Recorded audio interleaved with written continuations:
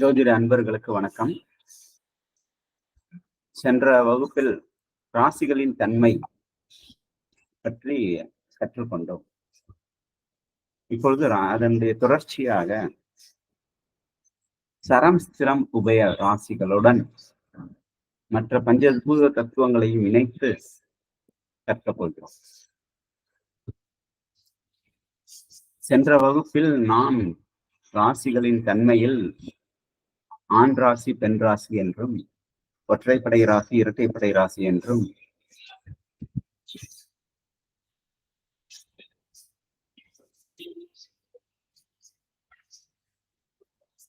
தரராசி, ஸ்திரராசி, உபயராசி என்றும், கிழக்கு, தெற்கு, மேற்கு, வடக்கு என்று ஒவ்வொரு ராசிக்குரிய திசைகளையும் அவற்றிற்கான பலன்களையும் கற்றுக்கொண்டோம். இந்த வகுப்பின் அதன் தொடர்ச்சியினை நாம் காணவிருக்கிறோம். தரம், ஸ்திரம், உபயம் என்பது மிகவும் முக்கியமானது. ஜாதக பலன் கூறுவதில் இது அடிப்படை பங்கு வகிக்கிறது. ஒரு ஜாதகத்தை உடனேயே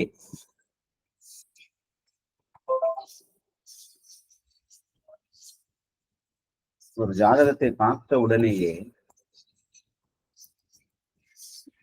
ஒருவர் எந்த தன்மையானவர் என்பதை இதை வைத்தே கணித்து விடலாம். சரராசியினை லக்னமாகவோ ராசியாகவோ கொண்டு பிறந்தவர்கள் மிகவும் சுறுசுறுப்பானவர்கள், துடிதுடிப்பானவர்கள், பதற்றப்படுபவர்கள், வேகம் அதிகம் இருக்கும். சிறிது தூரமாக இருந்தாலும் 4th கியரில் டிராவல் பண்ணுவார்கள், 4th கியரில் பயணம் செய்வார்கள். எதிலும் ஒரு அவசரம் இருக்கும். ஸ்திர ராசியை லக்னமாகவோ ராசியாகவோ கொண்டவர்கள் ரெண்டும் ஒருவேளை ஸ்திர ராசியில் அமர்ந்தால் அதுவும் சிறப்பு. லக்னமும் ஸ்திர ராசி, ராசியும் ஸ்திர ராசி. உதாரணம், சிம்ம லக்னம் கும்பராசி அப்படின்றால் ஸ்திர லக்னம் ஸ்திர ராசி. ஸ்திரத்தன்மை வாய்ந்தவர்கள், விவேகம் மிக்கவர்கள். வேகம் இருக்கும், வேகம் இரண்டாவது பட்சம் தான், ஆனால் விவேகம் மிக்கவர்கள். எந்த காரியத்துல வேகம் செலுத்தணுமோ அதில் மட்டும் வேகம் செலுத்துவார்.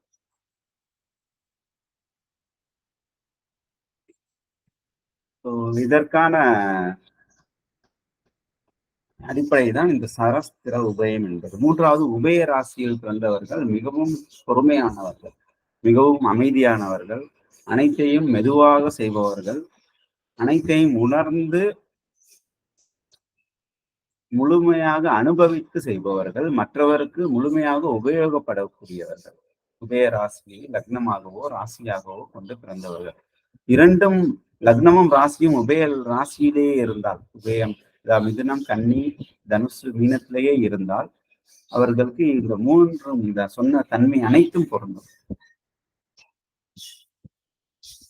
இல்ல ஒருவேளை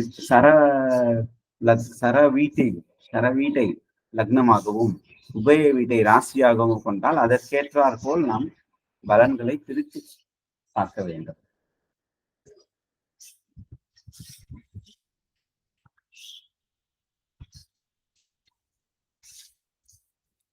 இப்பொழுது இதனை தொடர்ச்சியாக ஒவ்வொரு ராசிக்கும் பஞ்சபூத தத்துவம் என்று உண்டு. பஞ்சபூத தத்துவத்தில் என்னென்ன வரும்? நீர், நிலம், நெருப்பு, காற்று, ஆகாயம். இதுதான் பஞ்சபூத தத்துவம். வெளி, ஆகாயம் என்பது வெளி. இப்போது ஆகாயம் என்பது இந்த வான மண்டலமே இருப்பதனால இந்த வான மண்டலத்துல 4 தத்துவங்கள் உண்டு. நெருப்பு, நீர், நிலம், காற்று. ஆகாயம் என்பது இந்த விண்வெளியவே எடுத்துக்கணும். இந்த ஜாதக கட்டமே ஆகாயம் தான், மொத்த கட்டமே. இப்ப மிச்சம் இருக்கிற 4 பஞ்சபூதங்களில் மீதமுள்ள 4 பூதங்களை வைத்து இந்த ராசியினை, ஒவ்வொரு ராசியினையும் பிரித்துள்ளார். மேசம் நெருப்பு ராசி, மேசம் நெருப்பு ராசி. ரிஷபம் நிலம் ராசி, நிலம் அதாவது பூமி தத்துவத்தை அடிப்படையாக உடையது. மேசம் நெருப்பு தத்துவத்தை அடிப்படையாக உடையது. ரிஷபம் நிலம் தத்துவம், பூமி தத்துவத்தை அடிப்படையாக உடையது. மிதுனம் காற்று தத்துவத்தை அடிப்படையாக உடையது. கடகம் நீர் தத்துவத்தை அடிப்படையாக உடையது. இது ஃபிக்ஸ்ட், இது அப்படியே ரிப்பீட்டட் ஆகுது. நெருப்பு, நிலம், காற்று, நீர், நெருப்பு, நிலம், காற்று, நீர் அப்படின்னு ரிப்பீட் ஆகும். இதனுடைய தத்துவார்த்தம் என்ன, இதனுடைய பின்புலம் என்ன அப்படின்றதையும் பார்க்க போகிறோம். நெருப்பு ராசிகள் எது எது அப்படின்னு கேட்டோம்னா மேசம், சிம்மம், தனுசு, இந்த மூணுமே நெருப்பு ராசிகள். நிலம் சார்ந்த ராசிகள் எது எதுன்னா ரிஷபம், கன்னி, மகரம், இவை நிலம் சார்ந்த ராசிகள். காற்று சார்ந்த ராசிகள் மிதுனம், துலாம், கும்பம், இவை அனைத்தும் காற்றினை அடிப்படையாக வைத்து இயங்கும் ராசிகள். நீர் சார்ந்த ராசிகள் கடகம், விருச்சிகம், மீனம், அதாவது நண்டு, தேல் மற்றும் மீன், இதெல்லாமே நீர்ல இருப்பது. நெருப்பு சார்ந்த ராசிகளின் தத்துவம் என்ன? செவ்வாய். மேசத்துக்கு அதிபதி செவ்வாய்.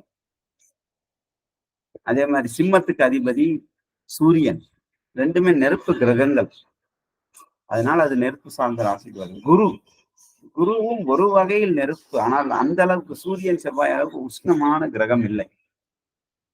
அதனுடைய தத்துவம் தாத்பரியம் அனைத்தும் அடுத்து அப்படியே ஒண்ணுன்னா பார்ப்போம்.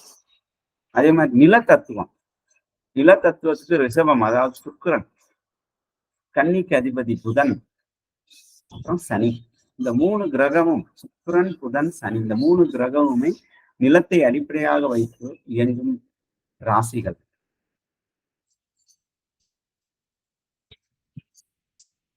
மூன்று கிரகமும் அப்படிதான். அதே போல் காற்று வந்து மிதுனம், மிதுனத்துக்கு அதிபதி புதன். அடுத்த காற்று வேற எங்க இருக்கு? துலாம்ல இருக்கு, துலாத்துக்கு அதிபதி சுக்கிரன். அடுத்த காற்று சனி பகவான்ல இருக்கு, அதாவது கும்பத்துல சனி, அதுக்கு அதிபதி சனி. புதன், சுக்கிரன், சனி, காற்றுக்கும் அதிபதி, பூமிக்கும் அதிபதி சுக்கிரன், புதன், சனி. காற்றுக்கும் அதிபதி புதன், சுக்கிரன், சனி. பூமிக்கும் காற்றுக்கும் ஆதிபத்தியம் பெறுபவர்கள் சுக்கிரன், புதன், சனி. ஆனால் இந்த மூணுத்துக்குமே வித்தியாசம் உண்டு. அந்த பூமிக்கு ஆதிபத்தியம் பெறுவதில் என்ன வித்தியாசம் உண்டு, காற்றுக்கு ஆதிபத்தியம் பெறுவதில் என்ன வித்தியாசம் உண்டு என்பதை பார்ப்போம். அடுத்து நீருக்கு ஆதிபத்தியம் பெறுவது சந்திரன், கடகம். கடகத்துல நீர் இருக்கு, கடகம் சந்திரன். அடுத்த நீர் விருச்சிகம், அதாவது செவ்வாய், இந்த நீரின் அதிபதி. அடுத்து குரு, அதாவது மீனத்துல இருக்கு, மூணாவது நீர் வந்து மீனத்துல இருக்கு, மீனத்தின் அதிபதி குரு. நம்ம ஏற்கனவே ஆதிபத்தியம் பார்த்திருக்கோம். அப்ப கடகம், விருச்சிகம், மீனம் அப்படி என்றால் சந்திரன், செவ்வாய், குரு, இவை அனைத்தும் நீருக்கு அதிபதிகள். இதுல ஒரு சந்தேகம் வரும், நெருப்புக்கும் செவ்வாய் அதிபதி, நீருக்கும் செவ்வாய் அதிபதியா? நெருப்புக்கு குரு அதிபதி, நீருக்கும் குரு அதிபதியா அப்படின்ற ஒரு சந்தேகம் வரும். சூரியனுக்கு நெருப்பு அதிபதி வேற எதுவுமே இல்லை, நெருப்புக்கு அதிபதி சூரியன். இங்க நெருப்புக்கு அதிபதி செவ்வாயும் வர்றாரு, நீருக்கு அதிபதியும் செவ்வாயும் வர்றாரு. ஏன்னா மேசத்துக்கு செவ்வாய் அதிபதி, விருச்சிகத்துக்கும் செவ்வாய் அதிபதி, விருச்சிக ராசிக்கும் செவ்வாய் அதிபதி. சோ ரெண்டுத்துக்குமே நெருப்பு, நீர் ரெண்டுத்துக்குமே செவ்வாய் ஆதிபத்தியம் தர்றாரு.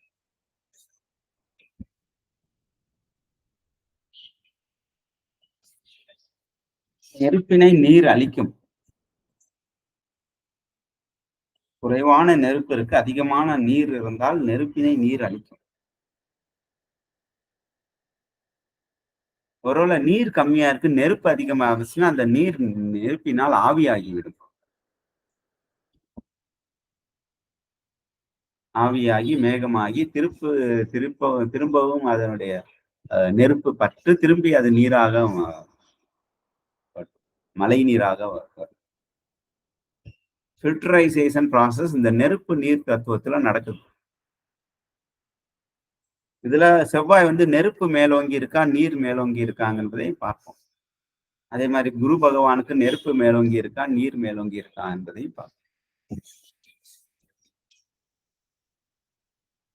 இதுல நம்ம புரிஞ்சுக்க வேண்டியது, நெருப்பு, நிலம், காற்று, நீர் என்ற அடிப்படையில் 12 ராசிகளைக்கும் ஒதுக்கப்பட்டுள்ளது.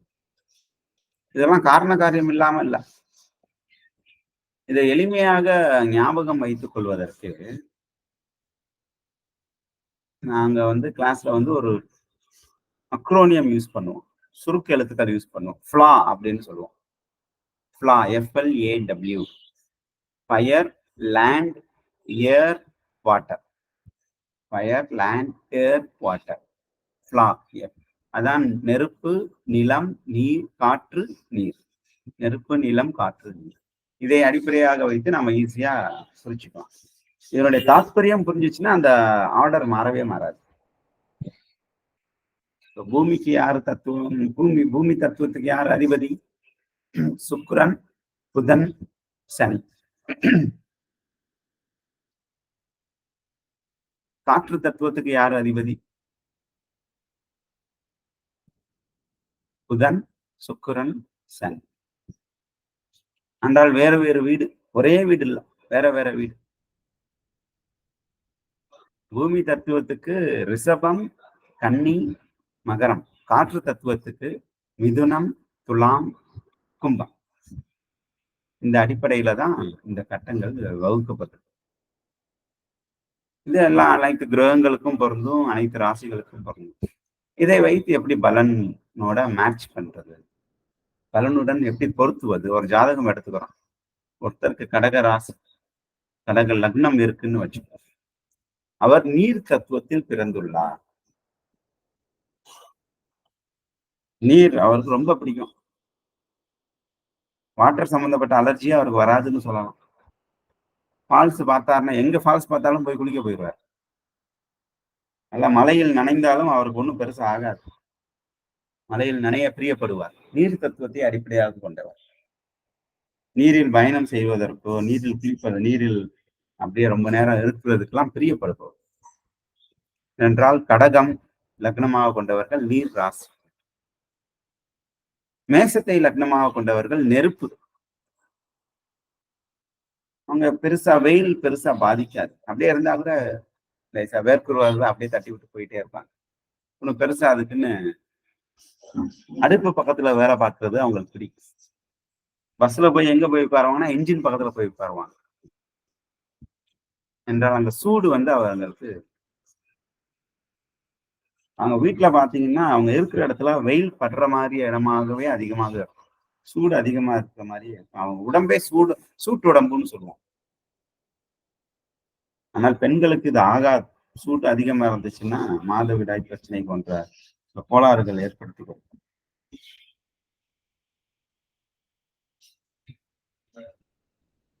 ஒவ்வொருத்தருக்கும் ப்ரோஸ் கான்ஸ் ரெண்டுமே பார்க்கணும். நன்மையும் உண்டு, தீமையும் உண்டு. நில தத்துவத்தை அடிப்படையாக வைத்து பிறந்தவர்கள், இப்போ உதாரணத்துக்கு மகர லக்னம் அப்படின்னு எடுத்துக்கலாம். மகர லக்னம், மகரத்தை லக்னமாகவோ அல்லது ராசியாகவோ அல்லது இரண்டுமோ வைத்து பிறந்தவர்கள் கண்டிப்பா அவங்க பேர்ல ஒரு பட்டாவுடைய லேண்ட் இருக்கும். ஒரு லேண்ட் இருக்கும், சொத்து பத்துக்கள் இருக்கும், நிலம் சார்ந்த சொத்து பத்துக்கள் இருக்கும்.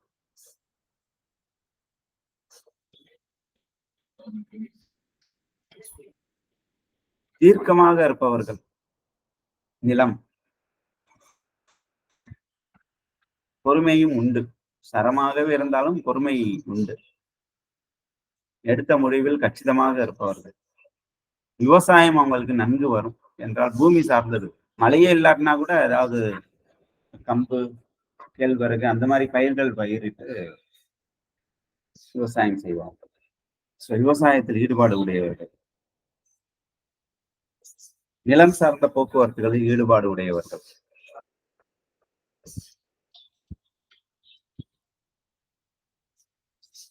நல்லா ஒரு பெட் இருக்கு, சோஃபா இருக்கு, பட் அவங்க கீழே பாய் விரிச்சு உட்கார்றதுக்கு பிரியப்படுவாங்க.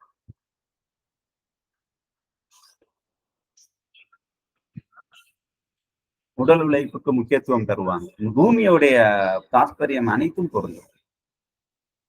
ரிஷபத்தை லக்னமாக கொண்டவர்கள், கன்னியினை லக்னம் ராசியாக கொண்டவர்கள். இப்பொழுது ஆண் பெண்ணு நம்ம பிரிச்சு வச்சிருக்கோம். மேசம் என்னது? நெருப்பு. என்ன நெருப்பு? ஆண் நெருப்பு. ரிஷபம் பெண் பூமி. மிதுனம் ஆண் காற்று, கடகம் பெண் நீர். பெண் ராசி அதே மாதிரி நீர் தத்துவத்தை உடைய. இதே மாதிரி இப்ப சிம்மத்துக்கு பார்த்தோம்னா ஆண் நெருப்பு.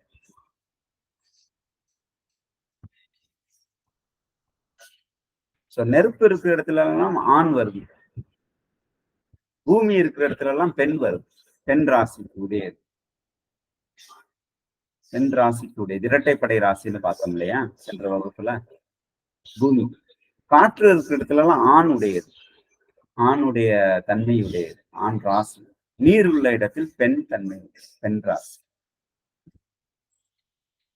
இதனுடைய தாற்பயத்தை மிக்ஸ் பண்ணி பார்க்கணும். இப்ப நம்ம சரம் ஸ்திரம் உபயம்னு பார்த்தோம். இப்ப அதையும் இதையும் சேர்த்து பார்ப்போம். சரம் ஸ்திரம் உபயம்.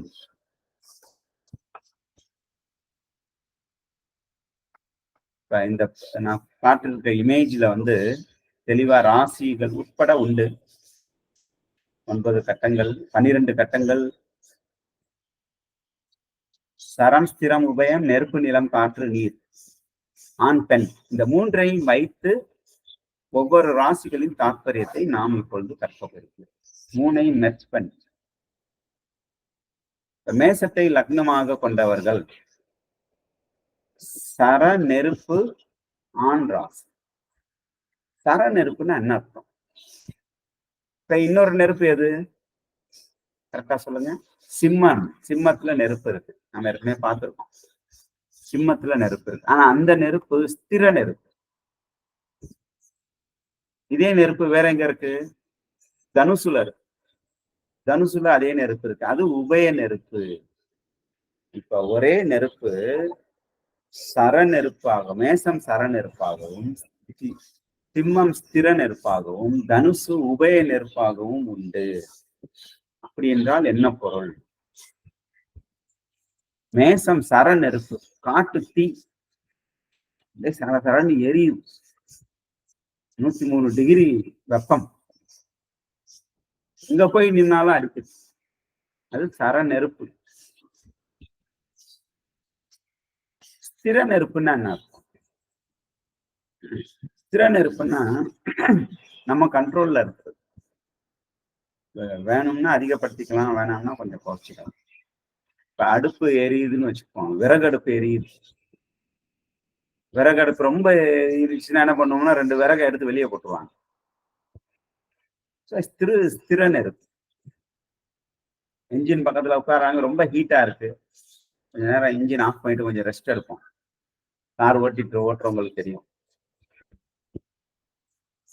ஜன்னல் ஓரத்துல உட்காந்துருக்கோம், வெயில் காலமா இருக்கு, நல்லா முகத்துல வெயில் படுது, அந்த ஜன்னலோட மூடிக்கும். ஸோ ஸ்திரம் நம்ம கண்ட்ரோல்ல இருக்கிற நெருப்பு. வேணும்னா கூட்டிக்கலாம், வேணாம்னா குறைச்சிக்கலாம்.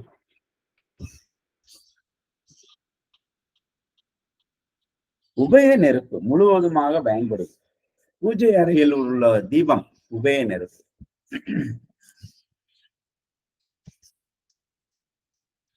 நம்ம கேஸ் அடுப்பு வச்சிருக்கோம்ல, சிம்ல வச்சுக்கிட்டு நம்ம செய்வோம், அது உபய நெருப்பு, பயன்படக்கூடிய நெருப்பு.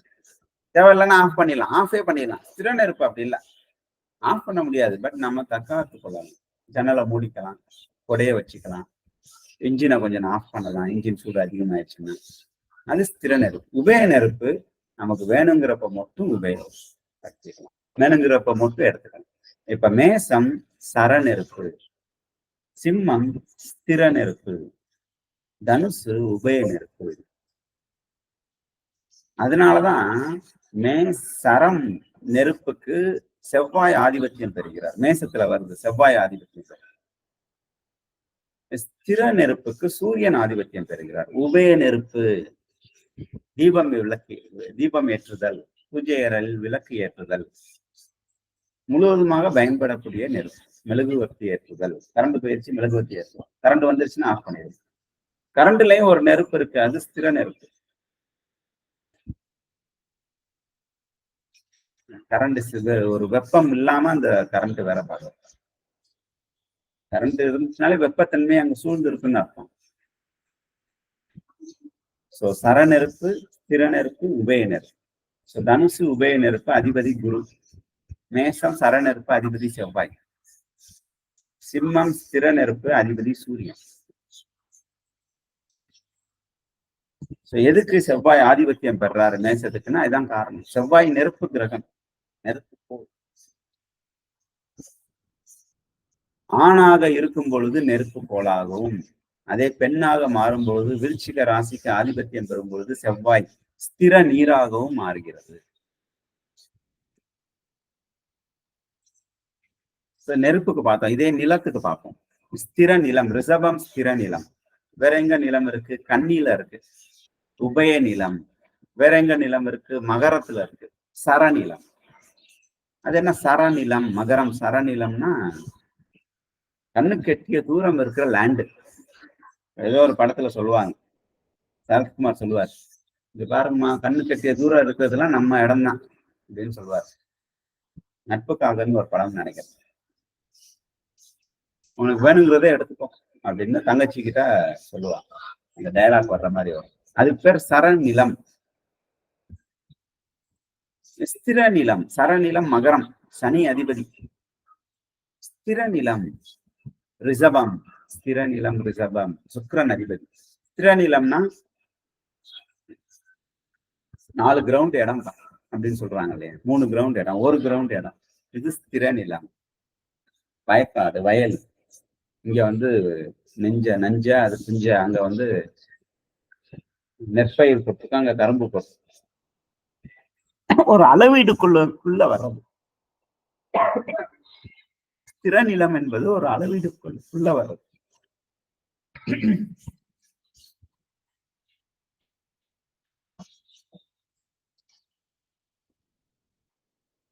உபய நிலம்,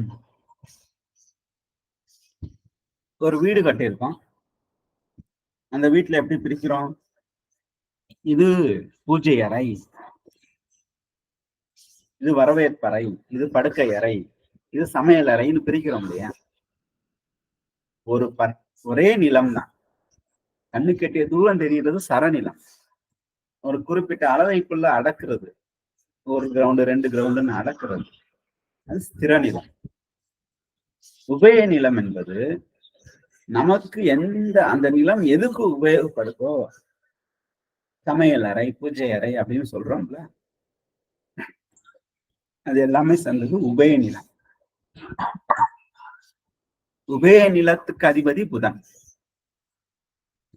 சரநிலத்துக்கு அதிபதி சனி, ஸ்திர நிலத்துக்கு அதிபதி சுக்கிரன். அப்படிதான் பிடிக்கும்.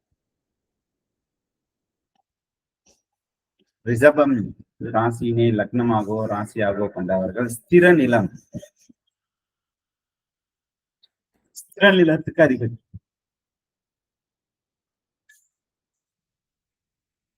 பெண் ராசியினை உடையவர், பெண்மை தன்மை உடையவர். இப்ப காற்று பார்ப்போம். சரக்காற்று எது?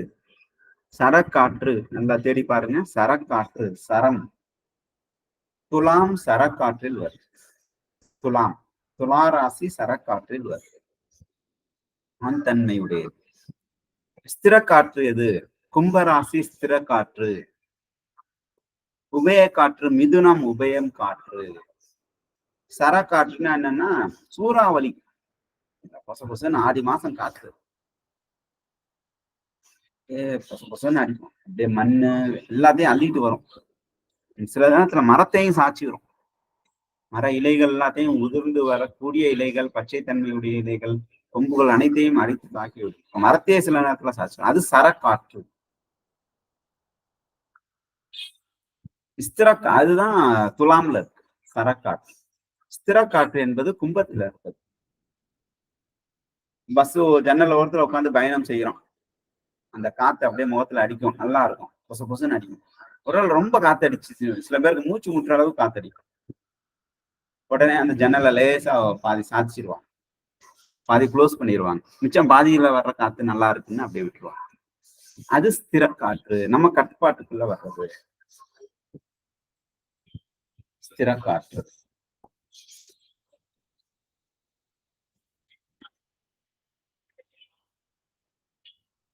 இப்ப உபய காற்று வந்து மிதுன ராசியினை லக்னமாகவோ ராசியாகவோ கொண்டவர்கள். இப்ப ஃபேன் போடுறோம், காத்து வரும், அது உபய காற்று. நம்ம 3ல வச்சுக்கணும்னா வச்சுக்கலாம், 1ல வச்சுக்கணும்னா வச்சுக்கலாம், ஆஃப் பண்ணணும்னா ஆஃப் பண்ணணும்.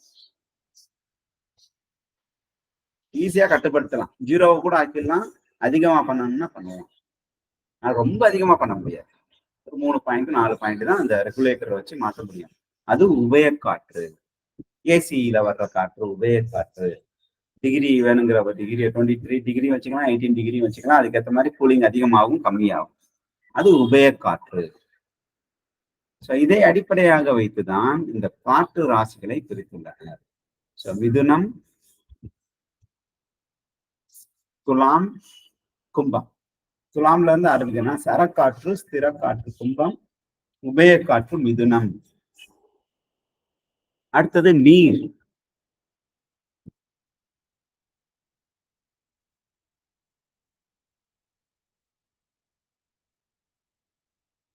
நீர் ராசி எது எது? சரநீர் கடகம். ஸ்திர நீர். ஸ்திர நீர் எங்க இருக்கு? ஸ்திர நீர் விருச்சிகம். உபய நீர் மீனம். சர நீர்னா என்ன அர்த்தம்னா ஃபால்ஸ்ல விழுகிற தண்ணி, மெயின் ஃபால்ஸ்ல விழுகிற தண்ணி. இல்ல சீசன் டயத்துல மெயின் ஃபால்ஸ்ல போய் நின்னோம்னா அந்த தண்ணி விழுகிறதே தாக்கு பிடிக்க முடியாது. இந்த அளவு ஃபோர்ஸ்ல விழுகும். சில நேரத்துல குளிக்கிறதுக்கே தடை பண்ணிடுவாங்க. சரநீர். திருச்செந்தூர்ல அலைகளுக்கு நடுவுல போய் உட்கார்ந்து ரொம்ப நேரம் குளிக்க முடியாது. அலைகள் நேரமாக நேரமாக சாயங்காலம் ஆக ஆக அலைகள் அதிகமாக எழும்பும். ஆனா ராமேஸ்வரத்துல அப்படி இல்லை, அலையே வராது. அப்படியே அலை வந்தா கூட அப்படி மென்மையா வந்து போயிடும். சோ சரநீர் என்றால் ஃபோர்ஸா வர்ற தண்ணி, ஃபோர்ஸா இருக்கிற தண்ணி. ஸ்திர நீர் என்றால் விருச்சிகம், ஆத்துல இருக்கிற தண்ணி, குளத்துல இருக்கிற தண்ணி, கண்மாயில இருக்கிற தண்ணி, அதெல்லாம் ஸ்திர நீர்.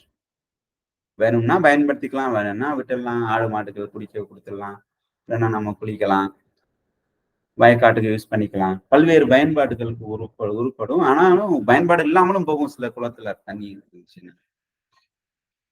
அது பாட்டுக்கு இருக்கும். அது ஸ்திர நீர். உபய நீர் நம்ம வீட்டுல பானையில பிடிச்சு வைக்கிற தண்ணி. இப்பெல்லாம் கேன் வாட்டர் வந்துச்சு, கேன் வாட்டர்னு சொல்லிடலாம். அது உபய நீர். நாம் முழுமையாக பயன்படுத்திக் கொள்வதற்காக எடுத்து வைத்துள்ள நீர் உபய நீர். பூஜை அறையில தீர்த்தத்துக்குன்னு ஒரு டம்ளர் வச்சிருப்பாங்க, ஒரு சின்ன இது வச்சிருப்பாங்க தீர்த்தத்துக்குன்னு. அது உபய நீர். இப்ப தண்ணி குடிக்க கேட்டா என்ன கொடுப்பாங்க? அதிகபட்சம் ஒரு டம்ளர்ல கொடுப்பாங்க, இல்லைன்னா செம்புல கொடுப்பாங்க, அவ்வளவுதான். பானையே தூக்கி கொடுப்பாங்களா? இல்லை. உபய நீர். இது மீனத்துக்கு அதிபதி. இப்ப சர நீருக்கு அதிபதி சந்திரன் கடகம். ஸ்திர நீருக்கு அதிபதி விருச்சிகம் செவ்வாய். உபய நீருக்கு அதிபதி மீன ராசி குரு. இப்ப இதுதான் இதனுடைய ராசிகளின் தத்துவம். இப்போ ஒருத்தர் வந்து ஒரு குறிப்பிட்ட லக்னத்துல பிறந்திருக்காரு, இப்ப மகர லக்னத்துல பிறந்திருக்காருன்னா சர ராசி, சுறுசுறுப்பா இருப்பாரு, எப்பயுமே வேலை பார்ப்பாரு, அவருக்கு ரிட்டையர்மெண்டே கிடையாது, பெண் தன்மை உடையவர். பெண் தன்மைன்னா அதுக்காண்டி நெகட்டிவா சொல்றாரு. பெண்ணுக்குள்ள குணங்கள் அனைத்தும் உடைய.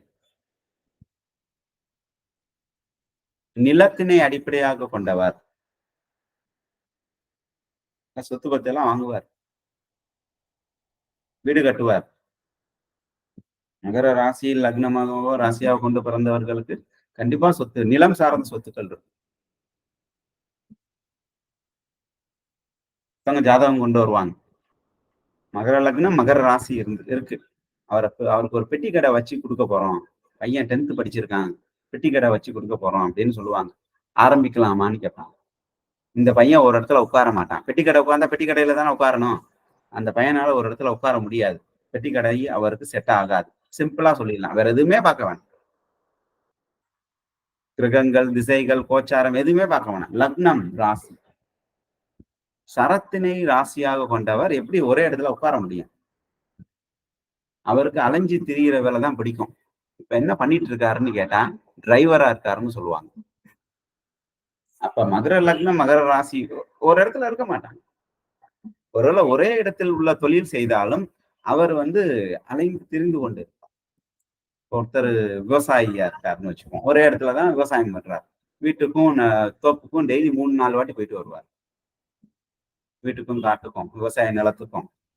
நெசவாளியா இருக்காருன்னா எப்பயுமே நெசவு நெஞ்சிட்டே இருப்பார்.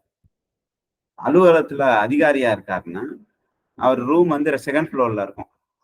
அவர் அடிக்கடி சூப்பர்வைசர்னு எல்லா ரூமுக்கும் போயிட்டு வருவாரு, எல்லா ஃப்ளோருக்கும் போயிட்டு வருவாரு. ஒரு காலேஜ்ல பிரின்சிபலா இருக்காருன்னா ஒரு இடத்துல அவர் உட்கார மாட்டார். சரத்தினை அடிப்படையாக கொண்டவர்கள். சோ இதை வச்சு நான் இந்த மாதிரி நம்ம பலனை சொல்லலாம். இது வரைக்கும் நம்ம பார்த்தது ராசிகளின் தன்மை எப்படி நம்ம ஒருங்கிணைச்சு பார்ப்போம். இதை எங்கேயும் மனப்பாடம் பண்ண தேவையில்ல. இதை நம்ம பிரயோகப்படுத்தலாம். அவங்களுடைய ஜாதகம் பாருங்க, உங்க குடும்ப உறுப்பினர்கள் ஜாதகம் பாருங்க, அவர்களுடைய லக்னம் எங்க இருக்கு, ராசி எங்க இருக்குன்னு பாருங்க. ரெண்டுமே ஒரே கட்டத்துல இருந்துச்சுன்னா இன்னும் கரெக்டா பொருந்தும். இந்த பலன்கள் சரியா பொருந்தும். சோ இதை அடிப்படையாக வைத்துக்கொண்டு நாம் அடுத்து கிரகங்களின் உச்ச நீசம் எங்கு அடைகிறது, ஏன் அவ்வாறு அடைகிறது என்பதையும் பார்ப்போம். உங்களுக்கு ஏதேனும் சந்தேகம் இருந்தால் வாட்ஸ்அப் குரூப்ல போடலாம், இல்ல இங்க வீடியோ கீழே கமெண்ட்ல போடலாம். ஏதாவது புரியல, இன்னொரு வாட்டி வேற ஒரு முறையில சொல்லுங்கன்னு கூட போடலாம். அடிப்படையில புரியாத திருப்பி திருப்பி நீங்க பார்க்கணும். அதனாலதான் இந்த வீடியோ ரொம்ப உபயோகமா இருக்கும். நீங்க திருப்பி திருப்பி கேளுங்க, குறிப்பு எடுத்து வச்சுக்கோங்க. முதல் நோட்டை வச்சு எழுதுங்க, அது ரொம்ப முக்கியம். நோட் வச்சு எழுதுங்க. இந்த கிரகங்களின் உருவங்கள் அனைத்தும் பதிவு செய்து கொள்ளும். இப்ப இது பாத்தீங்கன்னா நவகிரக மண்டலம் நடுவுல போட்டது நவகிரக மண்டலம். கேது பாம்பு தலை இருக்கு, முதல் வரிசையில இருக்குது. ராகு நடுவுல இருக்குது, சனி பகவான் கருப்பா இருக்கு, சுற்றி ஒரு வளையம் இருக்கு. ஒரு கிரகத்தை சுற்றி வளையம் இருக்கிறது சனி பகவானுக்கு மட்டும்தான். வளையம் தெரியுதுன்னு நினைக்கிறேன். அதுக்கப்புறம் இருக்கிறது ராகு, மனித தலையுடையது. அதற்கு மேல் இருப்பது குரு, சூரியன், செவ்வாய். சிவப்பு செந்நிறத்துல இருப்பது செவ்வாய். அதற்கு மேல இருப்பது பச்சை கலர்ல இருந்தா புதன், அதுக்கு சுக்கிரன். நட்சத்திர வடிவில் அழகுற இருப்பது சுக்கிரன். அடுத்து சந்திரன். தேய்பிறை வளர்ப்பிறை மாதிரி ஒரு உருவம் இருக்கு சந்திரன். அந்த உருவம் எல்லாத்தையும் மனசுல பதிஞ்சு வச்சுக்கணும். பதிஞ்சு வச்சுக்கிட்டு இந்த சரம், ஸ்திரம், உபயம், ஆண், பெண், நெருப்பு, நிலம், காற்று, நீர், உடல் உறுப்புகள், அதையும் ரொம்ப முக்கியம். உடல் உறுப்புகள். உதாரணத்துக்கு லக்னம் போட்ட இடம்தான் தலை. 2ஆம் இடம், லக்னத்துக்கு அடுத்த வீடு முகம். 3ஆம் வீடு கழுத்து, 4ஆம் வீடு மார்பகம், 5ஆம் வீடு நெருப்பு, வயிறு அப்படின்னு பார்த்தோம். இது எல்லாமே இங்க பொருந்தும். நம்ம உடல் உடல் அண்டத்தில் உள்ளது பிண்டம், பிண்டத்தில் உள்ளது அண்டம். அப்படியே நம்ம உடம்புல போறோம். சோ இதனுடைய ஆராய்ச்சியும் அதற்கு மேலோட்டமான இதற்கான ஆராய்ச்சியும் இதற்கான தத்துவமும் மேலும் நாம் அடுத்த வகுப்பில் தொடர்வோம். கிரகங்களின் உச்ச நீசத்தின் பலன்களையும் பார்க்கவிருக்கிறோம். நன்றி.